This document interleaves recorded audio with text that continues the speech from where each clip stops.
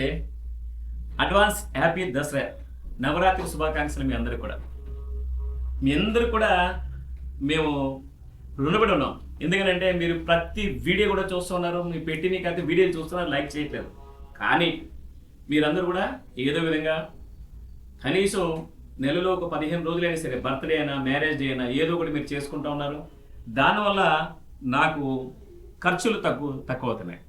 ఈ భోజనాలు గుంటల ఖర్చులైనా కానీ, ఈ మందులకైనా కానీ, వాళ్ళ పర్సనల్ ఖర్చులైనా కానీ, మీరు భోజనాలు పెట్టడం వల్ల నాకు కొంచెం ఖర్చులు తక్కువ అవుతున్నాయి. నేను ఆశ్రమాన్ని బాగా చేసుకోగలుగుతున్నాను. ఇంకొకటి ఏంటంటే, మీ అందరి దయతోటి 4 సంవత్సరాలు డయాలసిస్ చేసుకున్నాను.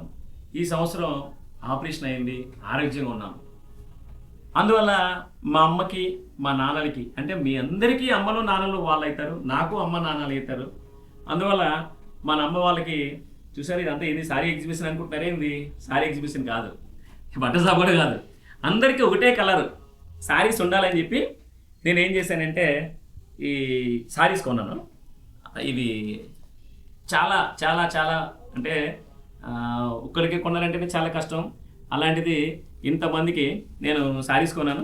ఇది ఇప్పుడు వీళ్ళందరూ కూడా జాకెట్లు కుట్టిస్తా. ఇది ఓపెన్ చేస్తాను నేను ఇప్పుడు. ఓపెన్ చేసినప్పుడు అన్నీ చూద్దాను.